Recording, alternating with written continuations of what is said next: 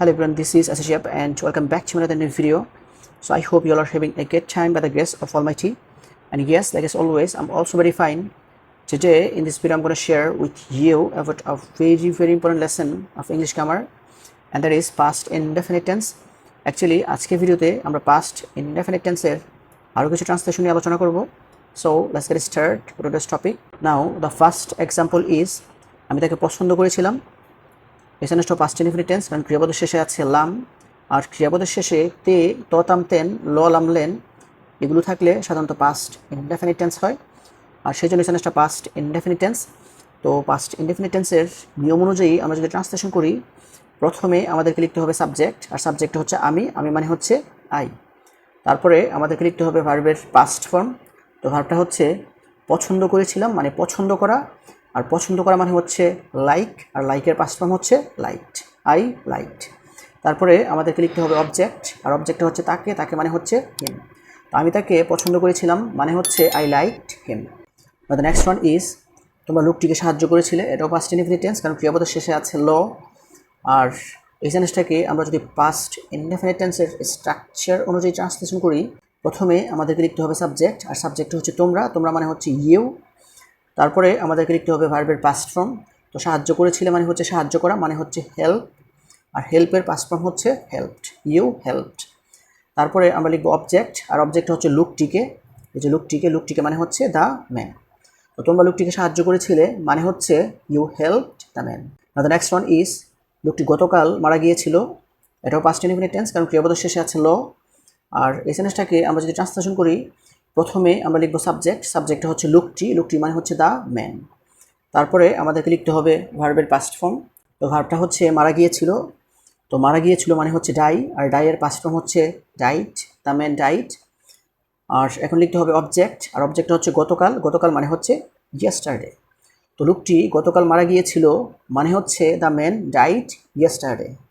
তারপরে সেন্টেন্সটা হচ্ছে আমি গতকাল তোমার পত্র পেয়েছিলাম, এটাও পাস্ট ইনডেফিনিট টেন্স, কারণ ক্রিয়াপদের শেষে আছে লাম, আর ক্রিয়াপদের শেষে তে, ত, তাম, তেন, ল, লাম, লেন এগুলো থাকলে সাধারণত পাস্ট ইনডেফিনিট টেন্স হয়. তো পাস্ট ইনডেফিনিট টেন্সের স্ট্রাকচার অনুযায়ী আমরা যদি ট্রান্সলেশন করি, প্রথমে আমাদেরকে লিখতে হবে সাবজেক্ট, সাবজেক্ট হচ্ছে আমি, আমি মানে হচ্ছে আই. তারপরে আমাদেরকে লিখতে হবে ভার্বের পাস্ট ফর্ম. তো ভার্বটা হচ্ছে পেয়েছিলাম, পেয়েছিলাম মানে হচ্ছে পাওয়া, আর পাওয়া মানে হচ্ছে রিসিভ, আর রিসিভের পাস্ট ফর্ম হচ্ছে রিসিভড, আই রিসিভড. তারপর আমাদেরকে লিখতে হবে অবজেক্ট, আর অবজেক্টগুলোর মধ্যে একটা হচ্ছে গতকাল, গতকাল মানে হচ্ছে ইয়েস্টারডে. আর তোমার পত্র, তোমার পত্র মানে হচ্ছে ইয়োর লেটার.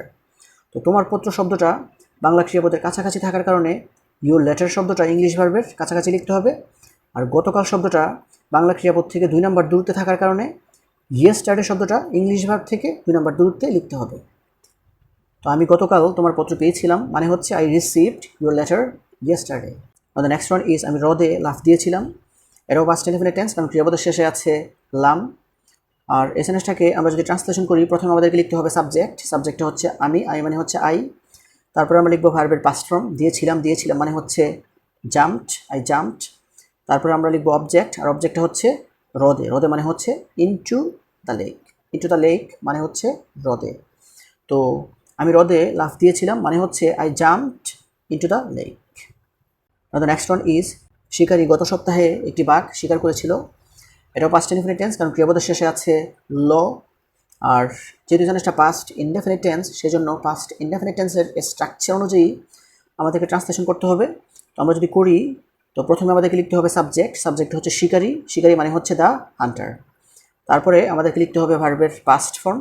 তো ভার্বটা হচ্ছে শিকার করেছিল, শিকার করেছিল মানে হচ্ছে শিকার করা, আর শিকার করা মানে হচ্ছে হান্ট, আর হান্টের পাস্ট ফর্ম হচ্ছে হান্টেড, দ্য হান্টার হান্টেড. তারপরে আমাদেরকে লিখতে হবে অবজেক্ট. তো অবজেক্টগুলোর মধ্যে একটা হচ্ছে গত সপ্তাহে মানে লাস্ট উইক, আর আরেকটা হচ্ছে একটি বাঘ, একটি বাঘ মানে হচ্ছে এ টাইগার. তো একটি বাঘ শব্দটা বাংলা ক্রিয়াপদের কাছাকাছি থাকার কারণে এ টাইগার শব্দটা ইংলিশ ভার্বের কাছাকাছি লিখতে হবে. আর গত সপ্তাহে শব্দটা বাংলা ক্রিয়াপদ থেকে 2 নম্বর দূরত্বে থাকার কারণে লাস্ট উইক শব্দটা ইংলিশ ভার্ব থেকে 2 নম্বর দূরত্বে গিয়ে বসবে. তো শিকারী গত সপ্তাহে একটি বাঘ শিকার করেছিল মানে হচ্ছে the hunter hunted a tiger last week. The next one is 1 মাস আগে রাশেদ তার গ্রাম ছেড়ে চলে গিয়েছিল, এটাও পাস্ট ইনডেফিনিট টেন্স, কারণ ক্রিয়াপদের শেষে আছে ল. আর এই সেন্টেন্সটাকে আমরা যদি ট্রান্সলেশন করি, প্রথমে আমাদেরকে লিখতে হবে সাবজেক্ট, সাবজেক্ট হচ্ছে রাশেদ, রাশেদ মানে হচ্ছে রাশেদ. তারপরে আমাদেরকে লিখতে হবে ভার্বের পাস্ট ফর্ম. তো ছেড়ে চলে গিয়েছিল মানে হচ্ছে ছেড়ে চলে যাওয়া, আর ছেড়ে চলে যাওয়া মানে হচ্ছে লিভ, আর লিভের পাস্ট ফর্ম হচ্ছে লেফট। রাশেদ লেফট। তারপরে আমাদেরকে লিখতে হবে অবজেক্ট। তো অবজেক্টগুলোর মধ্যে একটা হচ্ছে তার গ্রাম মানে হচ্ছে হিজ ভিলেজ, আরেকটা হচ্ছে এক মাস আগে মানে হচ্ছে 1 month ago।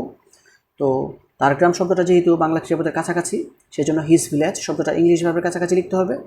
আর এক মাস আগে শব্দটা বাংলা ক্রিয়াপদ থেকে অনেক দূরে, সেই জন্য 1 month শব্দটা ইংলিশ ভার্ব থেকে তুলে নিয়ে লিখতে হবে। তো এক মাস আগে রাশেদ তার গ্রাম ছেড়ে চলে গিয়েছিল মানে হচ্ছে Rashed left his village 1 month ago। তারপর জিনিসটা হচ্ছে সে গত রাতে বাড়ি ফিরেছিল, এটাও পাস্ট ইনডেফিনিট টেন্স, কারণ ক্রিয়াপদ শেষে আছে ল। তো আমরা যদি ট্রান্সলেশন করি, প্রথমে আমাদেরকে লিখতে হবে সাবজেক্টটা হচ্ছে হি। তারপরে আমরা লিখবো ভার্বের পাস্ট ফর্ম, ভার্বটা হচ্ছে ফিরেছিল মানে হচ্ছে রিটার্নড।